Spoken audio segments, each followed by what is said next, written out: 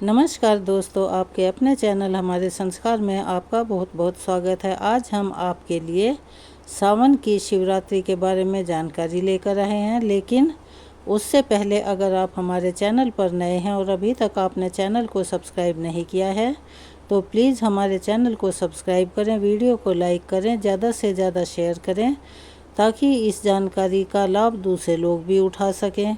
Bell icon को दबाना ना भूलें ताकि हमारी आगे आने वाली वीडियो की जानकारी आपको नोटिफिकेशन के ज़रिए मिल जाया करे। ओम नमः शिवाय, हर हर महादेव, बम बम भोले। भगवान शिव की कृपा आप सभी पर हमेशा बनी रहे। शिवरात्रि यानी मुक्ति और मोक्ष प्रदान करने वाली रात्रि। वैसे तो साल भर में 12 शिवरात्रियाँ आती हैं, क्योंकि हर महीने में कृष्ण पक्ष की चतुर्दशी तिथि को शिवरात्रि कहा गया है, लेकिन इन सब में भी सावन महीने की शिवरात्रि का विशेष महत्व बताया गया है। सावन शिवरात्रि के दिन भगवान शिव ने समुद्र मंथन के दौरान निकले हलाहल नामक विष को अपने कंठ में धारण किया था। इस विष की तपन को शांत करने के लिए सभी देवताओं ने भगवान शिव का जल और पंचामृत से अभिषेक किया था। इसीलिए भगवान शिव को नीलकंठ भी कहा जाता है। इसी कारण सावन शिवरात्रि के दिन जलाभिषेक किया जाता है। भक्त जन कावड़ में जल भरकर फिर भगवान शिव का विधि विधान से पूजन करते हैं और भगवान शिव को जल अर्पित करते हैं। अगर शिवरात्रि के दिन 4 प्रहरों में पूजा की जाए तो धर्म, अर्थ, काम और मोक्ष की प्राप्ति हो जाती है। लेकिन जो भक्त सावन शिवरात्रि की पूजा विधि के बारे में नहीं जानते, इन 4 प्रहरों की पूजा कैसे की जाती है और पूजा करने में असमर्थ हैं, वह इस दिन सुबह और शाम के समय पूजा कर सकते हैं। शाम को प्रदोष काल में और सुबह के समय भी जो शुभ मुहूर्त हो उसमें पूजा करके भगवान शिव की कृपा प्राप्त कर सकते हैं। आपके मन में अब यह सवाल उठ रहा होगा कि सावन शिवरात्रि को भगवान शिव की पूजा कैसे करें ताकि भगवान शिव की कृपा सभी को प्राप्त हो सके, किस किस बात का ध्यान रखें, और यह सारी बातें आज हम आपको इस वीडियो में बताने वाले हैं। हमारे सनातन धर्म के अनुसार धार्मिक कर्म की एक विशिष्ट विधि होती है। हर व्रत की एक विशेष पूजा विधि होती है। समय के अनुसार हम छोटी या बड़ी दोनों तरह की पूजा कर सकते हैं। अगर हम छोटी पूजा करना चाहते हैं तो पंचोपचार पूजा विधि का पालन कर सकते हैं। अगर विस्तृत पूजा की इच्छा है, समय है आपके पास, तो उसके लिए षोडशोपचार की पूजन विधि का पालन कर सकते हैं। आज की इस वीडियो में आप पंचोपचार पूजा विधि और षोडशोपचार पूजा विधि के बारे में जानेंगे। जिन भक्तों के पास समय का अभाव हो वह बस सच्चे मन से अपने मन, वचन तथा कर्म से भगवान शिव का स्मरण करके सुबह शिवलिंग पर 1 लोटा जल अर्पित करके धूप दीप जलाकर पूजा कर सकते हैं। यदि वह व्रत रखना चाहते हो तो व्रत का संकल्प लेकर व्रत प्रारंभ करें। कथा का श्रवण अवश्य करें। सारा दिन ओम नमः शिवाय मंत्र का जाप करते रहें जब भी उन्हें टाइम मिले और जितना भी यथासंभव हो। शाम को एक बार फिर से प्रदोष काल में भगवान शिव की पूजा करें। प्रदोष काल में धूप दीप जलाएं, भगवान शिव को अखंडित चावल अर्पित करें और भांग, धतूरा, बेलपत्र, शमी पत्र, विभूति, पंचामृत, फलों का रस, इनमें से जो भी आपके पास सामग्री उपलब्ध हो, सच्चे मन से, प्रसन्न मन से भगवान शिव को अर्पित करें। कथा का श्रवण करना ना भूलें। शिव चालीसा का भी पाठ करें। यदि गंभीर बीमारी से आप ग्रसित हैं या आपके परिवार के सदस्य अक्सर बीमार रहते हों या किसी को लाइलाज बीमारी हो तो आप महामृत्युंजय मंत्र का रुद्राक्ष की माला से जाप कर सकते हैं। कपूर जलाकर आरती करें और फिर सच्चे मन और श्रद्धा से भगवान शिव से पूजा पाठ में हुई गलती के लिए क्षमा याचना करें। आज के दिन भगवान शिव और पूरे शिव परिवार को दूध से बनी हुई मिठाई का, दूध का, दही का भोग आप लगा सकते हैं। शुद्ध सात्विक भोजन का भोग भी आज के दिन आप लगा सकते हैं और आज के दिन आप अखंडित चावल यानी अक्षत से बनी गाय के दूध की खीर का भोग भगवान को अर्पण करें। हरे साबुत मूंग भी आज के दिन अर्पण किए जाते हैं। फिर प्रसाद रूप में आप जो भी भगवान शिव को अर्पित करते हैं, फल, भोग या मिठाई, उसको ग्रहण करके अपने व्रत का पालन कर सकते हैं। भगवान शिव के व्रत में, शिवरात्रि के व्रत में पूरा दिन उपवास रखा जाता है। कुछ लोग इस व्रत को निराहार रखते हैं, निर्जला रखते हैं। कुछ लोग शाम की पूजा करने के बाद फलाहार ग्रहण कर लेते हैं। लेकिन अन्न का सेवन आपको अगले दिन सुबह भगवान शिव की पूजा करके शिवलिंग पर जल चढ़ाने के बाद ही करना चाहिए। इस बार 2 अगस्त शुक्रवार को पावन शिवरात्रि है। व्रत भी इसी दिन रखा जाएगा। अगले दिन व्रत का पालन किया जाएगा।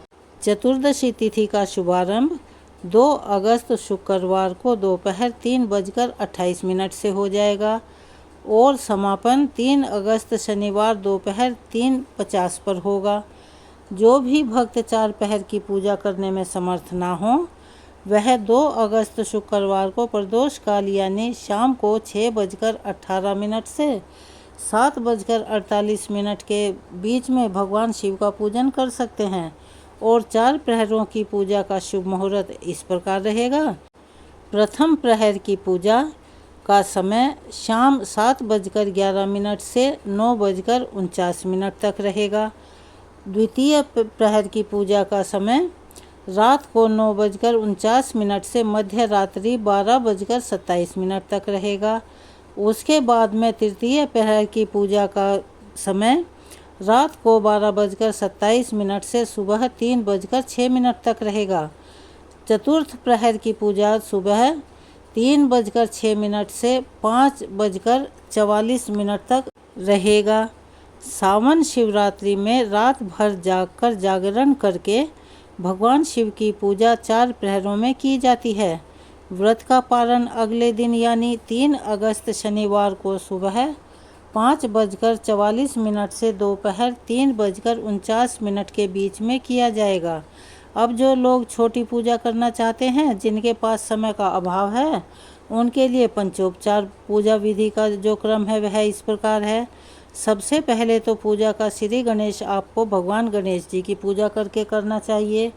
अब आप सबसे पहले देवता को यानी भगवान शिव को चंदन लगाकर और अपने आराध्य देव को अनामिका से यानी कि सबसे लास्ट वाली छोटी उंगली जिसे कहा जाता है, उसके पास वाली उंगली से चंदन का तिलक लगाएं। फिर माता पार्वती को आप दाहिने हाथ के अंगूठे और अनामिका के बीच चुटकी भर सिंदूर या कुमकुम लगाएं। अब भगवान शिव को आप जो भी पत्र पुष्प आपके पास हैं वह अर्पित करें। बेलपत्र हो, मौसमी पुष्प हो, ध्यान रखें भगवान को कभी भी आर्टिफिशियल फूल अर्पित नहीं किए जाते हैं, यानी कि कागज़ या प्लास्टिक के जो बने हुए फूल आते हैं वह भूल से भी अर्पित नहीं करने चाहिए। भगवान को चढ़ाए जाने वाले जो भी पत्र हों या पुष्प हों, उन्हें कभी पहले सूंघना नहीं चाहिए। भगवान को पुष्प चढ़ाने से पहले पत्र चढ़ाएं, यानी बेलपत्र पहले चढ़ाएं, उसके बाद में भगवान को पुष्प अर्पित करें। जो भी सामग्री, जो भी पूजन सामग्री जिस भी देवता को अत्यंत प्रिय होती है, वो उन्हें पहले अर्पित करनी चाहिए। जैसे भगवान गणेश जी को दूर्वा, तो आप भगवान गणेश को दूर्वा अर्पित करें, लाल पुष्प अर्पित करें। फिर भगवान शिव को आप बिल्व पत्र अर्पित करें, कनेर के पुष्प अर्पित करें। भगवान शिव को भूले से भी केतकी के पुष्प या तुलसी पत्र आज के दिन अर्पित नहीं किए जाते हैं। भगवान को पुष्प अर्पित करने की भी एक विधि है जो कि शायद आप में से बहुत लोगों को नहीं पता होगा। वो यह है कि कभी भी जो पुष्प हैं वो देवताओं के सिर पर ना चढ़ाकर उनके चरणों में अर्पित किए जाते हैं। डंठल देवता की ओर यानी भगवान की ओर और पंखुड़ियाँ जो पुष्प दल है वो अपनी ओर करके भगवान को अर्पित करें। पंचोपचार विधि में तीसरी विधि है भगवान को धूप दिखाना। भगवान को धूप दिखाते समय उसे हाथ से ना फैलाएं। भगवान को धूप दिखाते समय या धूप घुमाते समय बाएं हाथ से घंटी जरूर बजाएं। चौथी विधि है भगवान की दीप आरती करना। जब भी हम कोई पूजा करते हैं तो मूर्ति विराजमान कराने के बाद सबसे पहले दीप जलाया जाता है, क्योंकि जो दीप होते हैं वह हमारी पूजा के साक्षी होते हैं।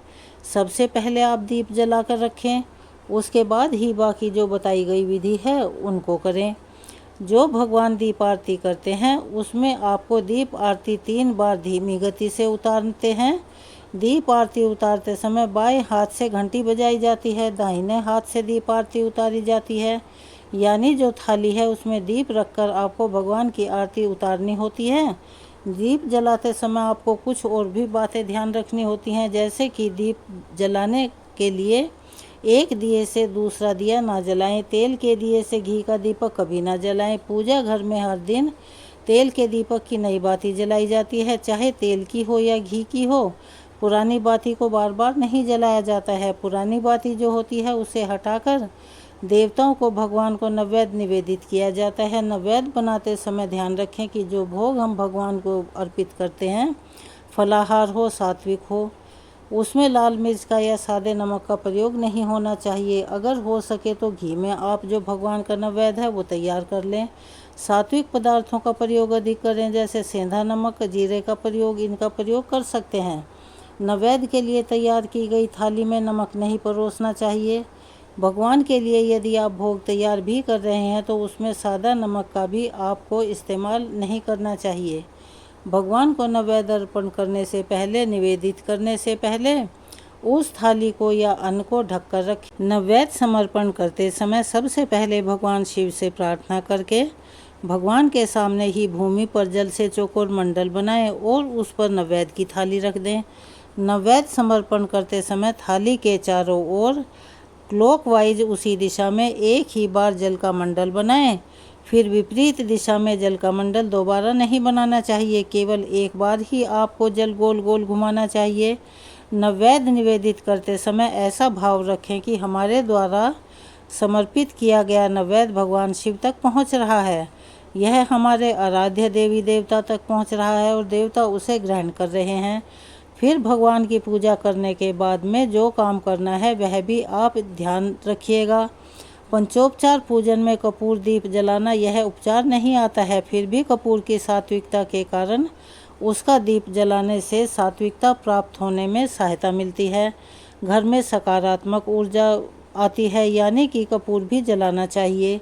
इसीलिए नैवेद्य दिखाने के बाद भगवान को जो नैवेद्य हम अर्पण करते हैं, भोग लगाते हैं, उसके बाद कपूर जलाएं, शंख बजाएं, भगवान शिव की भावपूर्वक आरती उतारें। आरती ग्रहण करने के बाद नाक के मूल पर, यानी कि नाक का जो सबसे अगला हिस्सा होता है, वहाँ पर विभूति लगाएं और 3 बार तीर्थ प्राशन करें, यानी कि हाथ में जो जल है दाहिने हाथ में 3 बार जल लेकर उसे ग्रहण करें। सबसे अंत में प्रसाद ग्रहण करें और उसके बाद में आप हाथ धोएं। यह तो थी पंचोपचार पूजा विधि। अब बहुत ही आसान शब्दों में आप यह जानेंगे कि षोडशोपचार पूजा विधि क्या होती है।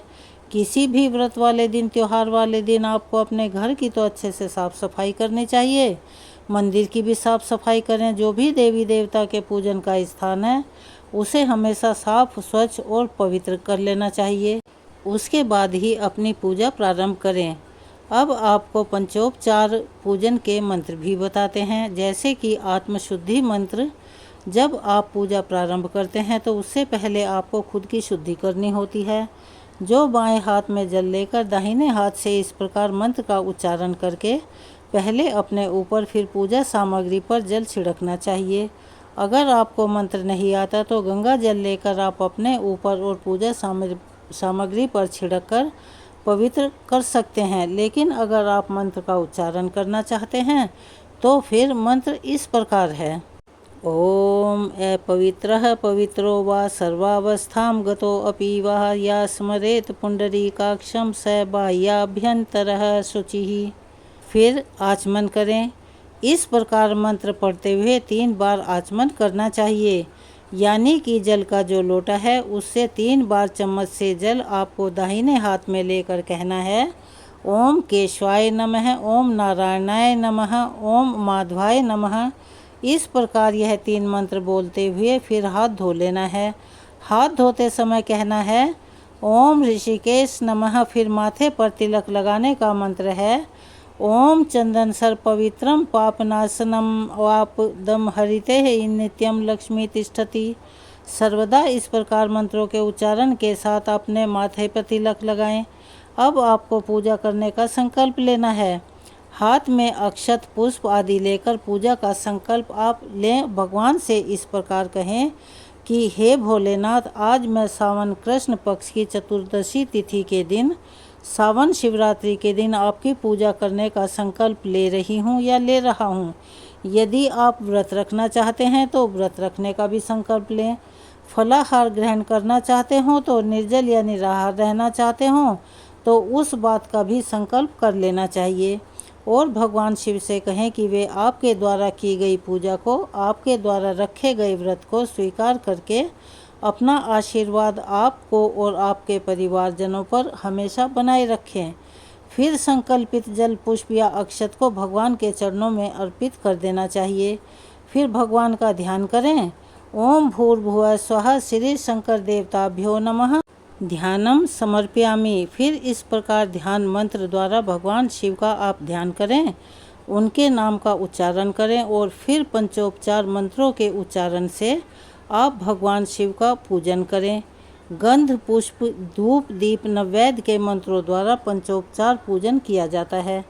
पंचोपचार पूजा में भगवान को चंदन समर्पित करने का मंत्र है ओम श्रीखंड चंदनम दिव्यम गंधाम सुमनोहर विलेपन सुरश्रेष्ठ चंदनम प्रतिगृहीता चंदन समर्पयामि। इस प्रकार मंत्र का उच्चारण करके चंदन समर्पित करें। आप मानसिक रूप से श्री भगवान को चंदन समर्पित कर सकते हैं। मन में चंदन का भाव करके भगवान को अर्पित कर सकते हैं। पंचोपचार पूजा विधि में दूसरा मंत्र है पुष्प समर्पित करने का। आपको यदि मंत्र का उच्चारण नहीं आता है तो आप हाथ में पुष्प लेकर भगवान शिव को प्रेम पूर्वक इस पुष्प को स्वीकार करने का आग्रह कर सकते हैं। पुष्प को अर्पित कर देते हैं। मंत्र में है ओम मल्लिका सुगंधिनी माला त्यादिनी व प्रभु मयानितानि पुष्पानि पूजाम प्रतिगृहीता पुष्पानि समर्पयामि। अब हम भगवान शिव को धूप अर्पित करेंगे। धूप अर्पित करते समय धूप जलाएं और फिर ओम वनस्पति सोद्भूतो गंधायो यो गंध उत्तम आग्रे सर्वदेवानाम धूपो अयम प्रतिगृहीता धूपम आर्गपयाम। धूप जलाकर भगवान शिव को समर्पित करें। यदि मंत्रों का उच्चारण आपको बहुत ज़्यादा कठिन लगता है, आप उच्चारण नहीं कर सकते, अगर उच्चारण करना है तो उनका उच्चारण एकदम सही होना चाहिए। यदि आप ना कर पाएँ तो आप जो भी पूजन सामग्री भगवान को अर्पित कर रहे हैं, जब आप धूप जलाकर भगवान को समर्पित कर रहे हैं तो आप भगवान से इस प्रकार भी निवेदन कर सकते हैं कि हे प्रभु, यह धूप आपको समर्पित है, यह पुष्प आपको समर्पित है, यह चंदन आपको समर्पित है, इसे स्वीकार कर लीजिए। अब पंचोपचार पूजा में भगवान शिव को दीप समर्पित करने का भी मंत्र है, जो कि इस प्रकार है ओम चंद्रमा मनसो जाताश्चक्षो सूर्यो अजायत श्रोत्राम वायुश्च प्राणश्च मुखादग्निर्जायतः। ऐसा कहकर दीप जलाकर भगवान को समर्पित करें। पंचोपचार पूजा में नैवेद्य समर्पित करने का मंत्र है ओम शर्करा खंड खादान्य भक्ष भोज्य सच्च नैवेद्यम प्रतिगृहीताम। नैवेद्यम निवेदा इस प्रकार कहकर नैवेद्य समर्पित करें। फिर ओम प्राणायदा ओम आपनाय स्वाहा ओम वायनाय स्वाहा ओम उदानाय स्वाहा ओम सहनाय स्वाहा इस प्रकार कहें। प्रत्येक स्वाहा के बाद आचमनी अर्थात चम्मच से भगवान को जल अर्पण करें। इस प्रकार घर में आप पंचोपचार पूजा विधि से भगवान का पूजन कर सकते हैं। अब जानते हैं षोडशोपचार पूजा विधि के बारे में। भगवान शिव की पूजा से पहले आपको स्नान करके शुद्ध पवित्र हो जाना चाहिए। अपने ऊपर गंगा जल जरूर छिड़क कर मंदिर और घर के मुख्य द्वार पर गंगा जल छिड़क देना चाहिए, जिससे घर की सभी नेगेटिव ऊर्जा बाहर निकल जाए और सकारात्मक ऊर्जा अंदर आ जाए। अब एक आसन पर बैठकर आपको पूर्व दिशा की ओर मुँह करके भगवान का ध्यान करना है, आवाहन करना है। मंत्रों और भाव के द्वारा भगवान आशुतोष यानी कि भगवान शिव का ध्यान किया जाता है। यह आपको षोडशोपचार पूजा विधि बताई जा रही है, जिसमें 16 विधियों द्वारा भगवान का पूजन किया जाता है। दूसरे नंबर पर आवाहन किया जाता है। आवाहन शब्द का अर्थ होता है निमंत्रण देना या बुलाना, अपने पास लाना। अपने इष्ट देवता भोलेनाथ को अपने सन्मुख या अपने पास लाने के लिए उनका आवाहन किया जाता है। भगवान से निवेदन किया जाता है कि हे हमारे इष्ट देवता की मूर्ति में वास करें, ताकि हम उनका आदरपूर्वक सत्कार कर सके। तीसरी विधि में भगवान को आसन दिया जाता है। आसन के रूप में अक्षत, जो कि साबुत अक्षत यानी साबुत चावल होने चाहिए। टूटे हुए चावल भगवान की पूजा में या किसी भी पूजा में प्रयोग नहीं किए जाते हैं। अक्षत या फिर पुष्प आसन आप दे सकते हैं। और भगवान शिव से आदरपूर्वक प्रार्थना करें कि वे इस आसन पर विराजमान हों। और उसके बाद में चौथे नंबर पर आता है भगवान शिव के हाथ पांव धुलाने के भाव से जल अर्पित करना चाहिए। अब भगवान को अर्घ्य दिया जाता है। दाहिने हाथ से आप थोड़ा सा जल लेकर भगवान के चरणों में अर्घ्य अर्पित करें। फिर आचमन किया जाता है। आचमन यानी मन, कर्म और वचन से हम सदैव पवित्र भाव से भगवान महादेव के जो भी मूर्तियां, तस्वीर हैं, उन्हें प्रतीक स्वरूप आचमन कराया जाता है। फिर स्नान कराया जाता है। भगवान शंकर को पहले पंचामृत से स्नान कराएं, बाद में शुद्ध जल या गंगा जल से स्नान कराएं। अगर आप पंचामृत से स्नान नहीं करा रहे हैं तो केवल जल या गंगा जल से भी स्नान करा सकते हैं। स्नान के बाद भगवान की मूर्ति या तस्वीर को स्वच्छ कपड़े से साफ करें। फिर भगवान को वस्त्र पर अर्पित करें। भगवान भोलेनाथ को स्नान के बाद नए वस्त्र या फिर प्रतीक रूप में आप कलावा भी अर्पित कर सकते हैं। मन में वस्त्र का भाव रखते हुए आपको भगवान को मौली यानी कलावा अर्पित करना चाहिए। भोलेनाथ को आप जनेऊ यानी कि यज्ञोपवीत अर्पित करें। इसके बाद गंधायुक्त यानी अक्षत, सुगंधित चंदन, अबीर, गुलाल और इत्र आदि अर्पित करें। अब भगवान को पुष्प अर्पित करें। भगवान को जो भी प्रिय पुष्प होते हैं वह आपको उन्हें अर्पित कर सकते हैं, जैसे कि आँख यानी मदार के पुष्प भगवान भोलेनाथ को बहुत ही प्यारे होते हैं। शमी के पुष्प और शमी की पत्तियां भी भगवान को अति प्रिय होती हैं, तो आप उनसे भी पूजन कर सकते हैं। इसके अलावा केतकी के या कनेर के फूल को छोड़कर आप कोई भी पुष्प भगवान को अर्पित कर सकते हैं। धूप दीप, जब भगवान के आगे धूप दीप जलाएं, फिर भगवान को नैवेद्य अर्पित करके नैवेद्य के रूप में आप दूध या दूध से बनी मिठाई यानी कि खोए की मिठाई का भोग लगा सकते हैं। इसके बाद भगवान को पान, सुपारी, लौंग, इलायची अर्पित करें। भगवान को दक्षिणा अर्पित करें।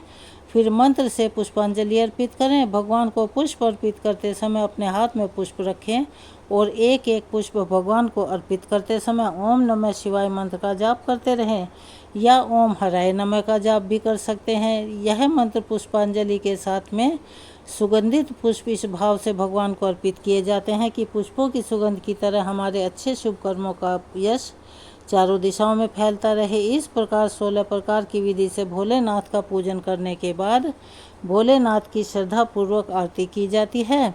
आरती 1, 3 या 5, 7 बत्ती वाले दीपक से आप कर सकते हैं। आरती करने के बाद भगवान की प्रदक्षिणा की जाती है यानी परिक्रमा की जाती है। अगर आप शिवलिंग की परिक्रमा कर रहे हैं तो भूलकर भी पूरी परिक्रमा कभी ना करें। शिवलिंग की केवल आधी ही परिक्रमा की जाती है। भगवान को प्रणाम करें, भगवान की स्तुति करें और पूजा पाठ में हुई गलतियों के लिए क्षमा याचना करें। जब आप व्रत का पालन करते हैं यानी अगले दिन व्रत खोलते हैं तो उस समय भी आपको व्रत रखने में हुई गलतियों के लिए क्षमा याचना अवश्य करनी चाहिए। सच्चे मन से यदि क्षमा याचना की जाती है तो आप जाने अनजाने में जो भी भूल चूक कर बैठते हैं, कोई ऐसा काम कर बैठते हैं जिससे आपका व्रत खंडित होने की उम्मीद होती है, तो व्रत खंडित भी नहीं होता, आपको कोई दोष भी नहीं लगता और भोलेनाथ अपने भक्तों के सभी अपराध क्षमा कर देते हैं। ऐसे में आपके द्वारा की गई पूजा पाठ या रखे गए व्रत का आपको पूरा फल और पुण्य प्राप्त होता है। जिस प्रकार से भगवान भोलेनाथ षोडशोपचार विधि यानी 16 प्रकार की विधि से पूजन किया जाता है, उसी प्रकार आपको माता पार्वती जी का भी पूजन करना चाहिए। माता पार्वती को 16 श्रृंगार की वस्तुएं अर्पित करें। शिवरात्रि की पूजा में खास तौर पर शाम के समय गाय के दूध से बनी खीर का भोग भगवान को अर्पित किया जाता है। उसे प्रसाद के रूप में सभी लोगों में बांटना चाहिए। भगवान शिव का ध्यान करते समय आप इस प्रकार भगवान शिव का ध्यान करें कि भगवान शिव अपनी वामा और ज्येष्ठा शक्तियों से युक्त हैं। उनके 5 मुख और 10 भुजाएं हैं। प्रत्येक मुख में 3-3 नेत्र हैं। शुद्ध स्फटिक की समान उनकी उज्जवल कांति है। वे व्याघ्र चर्म की चादर ओढ़े हुए हैं। मस्तक पर चंद्रकला और गंगा तथा वामांगी नंदिनी विराजमान है। सिद्ध गण उनकी स्तुति कर रहे हैं। इस प्रकार ध्यान करके आपको भगवान के चरणों में अक्षत और बिल्व पत्र अर्पित करने चाहिए। आपके पास अगर रुद्राक्ष की माला है तो आज के दिन भगवान को आभूषण के रूप में रुद्राक्ष की माला भी धारण करवा सकते हैं। पूजा के बाद सबसे अंत में 3 बार ताली बजाकर आप अपनी मनोकामना बोल सकते हैं। उसकी पूर्ति के लिए भगवान से प्रार्थना करें। क्षमा याचना करते समय इस प्रकार कहना चाहिए कि हे प्रभु, हे भोलेनाथ, मुझसे जो भी सुकर्म अथवा दुष्कर्म हुआ हो उसके लिए आप मुझे क्षमा करें। हे भोलेनाथ, मैंने अज्ञानता से या जानबूझकर जो भी पूजन किया है वह आपकी कृपा से सफल हो। प्रभु मैं आपका हूँ, आप मेरे प्राण सदा आप में ही लगे रहते हैं। मेरा मन सदा आपके ही चरणों का चिंतन करता रहता है। ऐसा जानकर हे गौरीनाथ आप मुझ पर प्रसन्न हुए। धरती पर जिनके पैर लड़खड़ा जाते हों उनके लिए भूमि ही सहारा होती है। उसी प्रकार जिन्होंने आपके प्रति अपराध किए हों, जिन्होंने आपकी भक्ति को बिसरा दिया हो, उनके लिए भी आप ही शरणदाता हैं। भोलेनाथ मुझ पर ऐसी दया कीजिए कि हर जन्म में मेरी आप में ही भक्ति बनी रहे। आप ही मेरे शिव हो, आप ही मेरी भक्ति हो। आपके सिवाय मुझे कोई दूसरा शरण देने वाला नहीं है। महादेव आप ही मेरे शरणदाता हैं। इस प्रकार भोलेनाथ की पूजा करने से रोग, शोक, दुख, दारिद्र्य, शत्रु पीड़ा या दूसरों से होने वाली परेशानियां या जो भी आपके जीवन में बाधाएं या कष्ट होते हैं वह सब भगवान भोलेनाथ की कृपा से दूर हो जाते हैं। भगवान शिव की पूजा करने से संतान भी सुख देने वाली होती है। निसंतानों को संतान सुख प्राप्त होता है। जिसकी जैसी कामना होती है भगवान उसकी हर कामना को पूर्ण करते हैं। भगवान की विधि विधान से पूजा करने से मनुष्य अपनी 3 पीढ़ियों का उद्धार करके अंत में शिवलोक को जाता है। और वह पूजन तभी सफल होता है जब मनुष्य सच्चे भाव, श्रद्धा और भक्ति के साथ अपने सभी गलत कर्मों का प्रायश्चित करते हुए भगवान शिव की पूजा करता है। तो यह थी आज शिवरात्रि के पूजन की विधि। पंचोपचार और षोडशोपचार दोनों तरह की विधि हमने आपको बताई।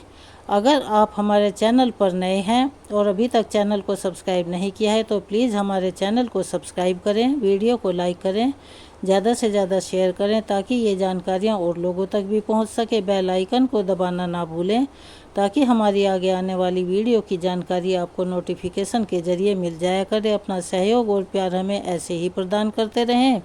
कमेंट्स बॉक्स में ओम नमः शिवाय, हर हर महादेव, बम बम भोले लिखना ना भूलें। धन्यवाद।